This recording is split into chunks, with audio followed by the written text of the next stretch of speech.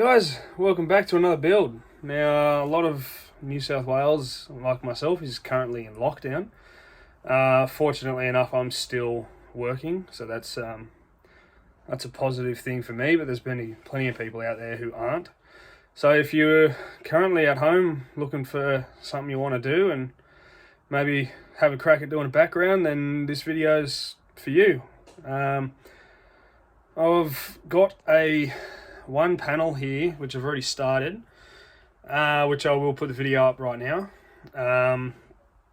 But yeah, this is for a 1500 high, 1200 wide, and it's going to be a 3-piece removable style background. This one's for a good mate of mine. It's for his Boyd's Forest Dragons. We were going to do this a built-in at one stage, and then we sort of toyed up with both options, and once lockdown and stuff sort of started kicking in, and he decided, we may as well just do a removable one, and here we are. So yeah, it's going to be a 3-piece. I can get it built now, and I don't need his enclosure here.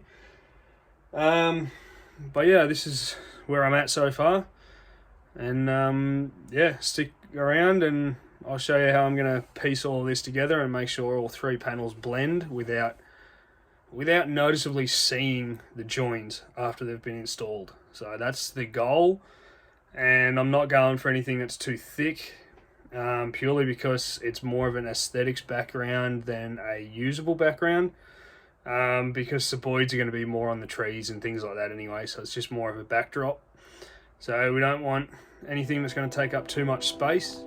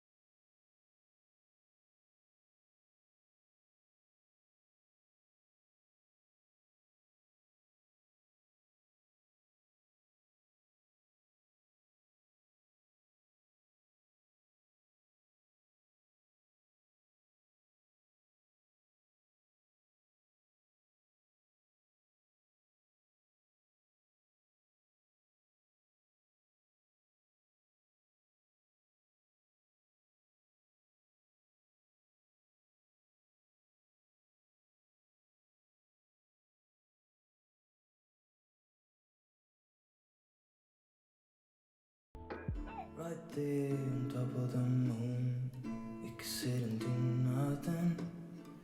I wish we were bold to just fly away. I don't wanna care, just be here and I'm good alone. I'll be okay, miss you like an old friend. Too scared now, thinking I should call up all night.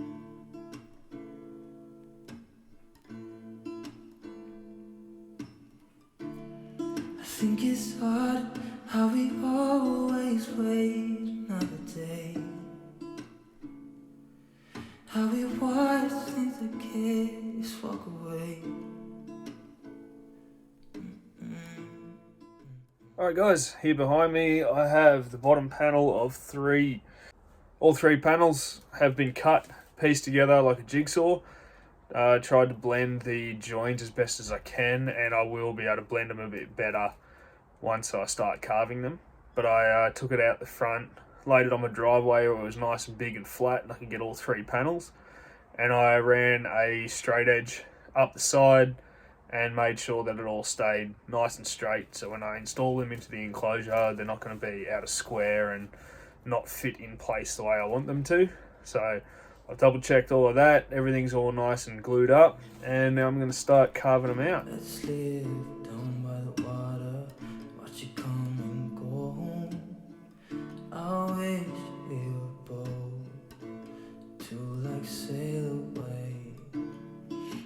just don't wanna care. Can you be here and I'm good?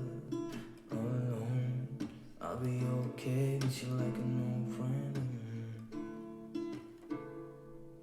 Too scared now, thinking I should call up on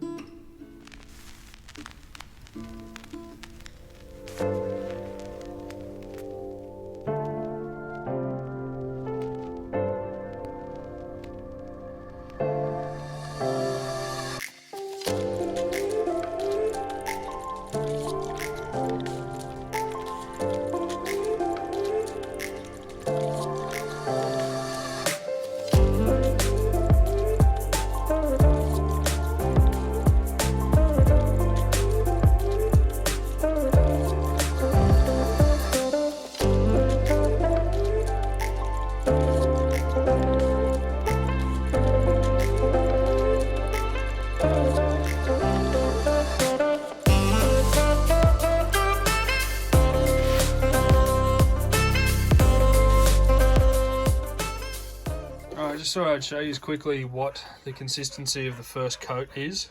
Now, you can see it's sort of just running off the brush. It's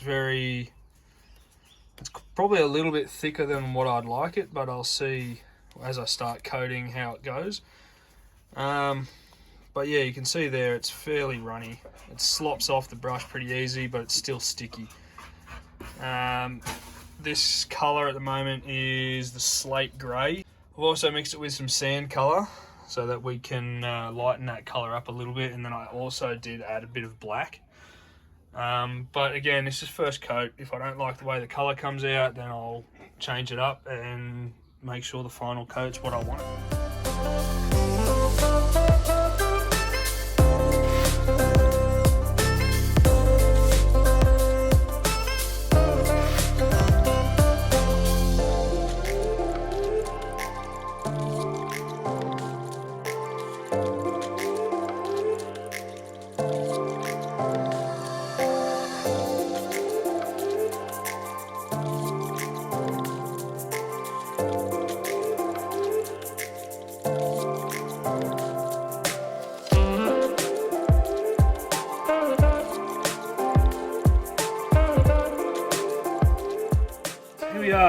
Third coat, final coat. Yesterday, because it was nice and sunny and these are removable backgrounds, I was able to coat in the morning and move them out in the sun, which is something you can't do with a big built-in enclosure. So that just sped up the coating process a whole heap. So yeah, I didn't film second coat because again, it's the same thing. I just use a slightly thicker mix. I don't add as much water. And then the final coat here now, I am going to see how we go applying it with the brush, but generally I'll be applying it by hand and then smoothing it out with the brush as it dries. And also, as it's drying, you'll notice that you'll be able to go with a drier brush that doesn't have big clumps of pointing and stuff on it. You'll be able to go with the brush and smooth everything out, or dab at it to get some more textures or anything like that. The biggest thing you want to try and do is take away those brush strokes and take away any of those little lumps and bumps and things like that, just that look man-made and not natural. So yeah, we'll get started on coat number 3 right now.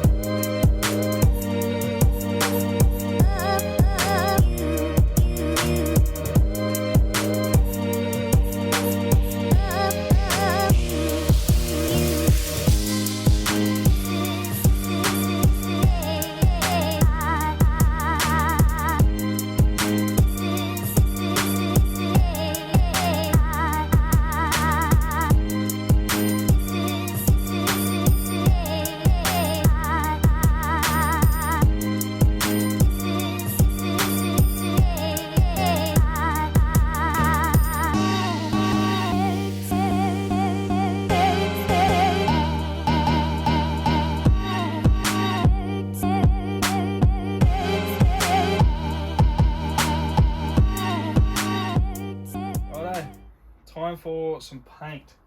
Now, I've got my assorted acrylic paints, things like that here.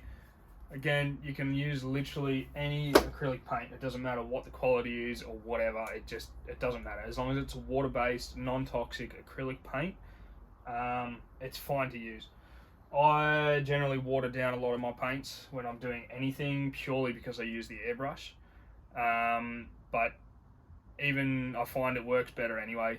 It doesn't go on as thick, and it gives you a better blend when the paint is a bit runnier and a bit sort of more opaque, and it allows the colours from underneath to come through, but still allow the colour on top to do what it's supposed to do. So I'm going to be trying a different technique now.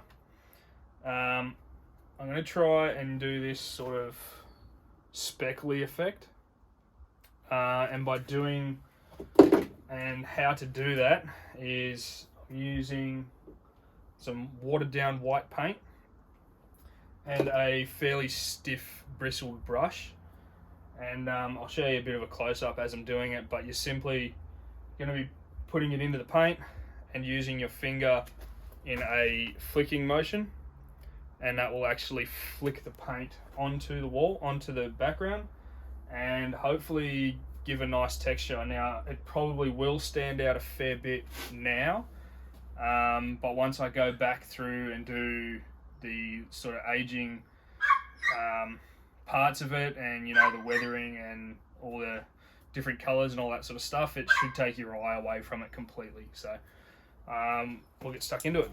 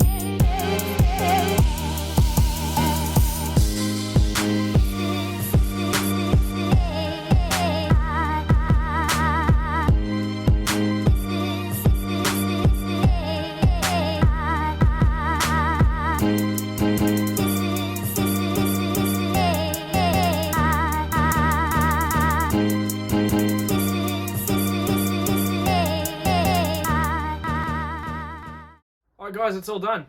So I'm pretty pleased the way that that sort of flicking of the white paint came out. It gave it an awesome look. Tied it in with some browns, pieced it together, sat it on the floor, and you can see the sheer size of this thing. I think it works out at about 1440 high and 1150 wide, so it's a big unit, and unfortunately due to lockdown I won't be able to film or go and install this thing. So unfortunately, yeah, I can't show you the finished thing, but as soon as this gets to my mate and it gets installed, I will be putting posting photos up on my Facebook page. So keep your eyes peeled for that. And also guys, I've got my big diamond python enclosure inside now. I've had my diamond in it. I'm still waiting on the glass. She's gonna love it. She looks awesome in it. If you follow me on Facebook, you'll see the photos that I've put up. Currently still waiting on glass, but once that goes in, I'll put the finishing touches on that video as well. So thanks for watching guys. Please subscribe. We're pushing beyond that 500 mark. We're closer to 600 now subscribers, so that's awesome. Thanks guys, hit that like button and I'll catch you on the next video. See you.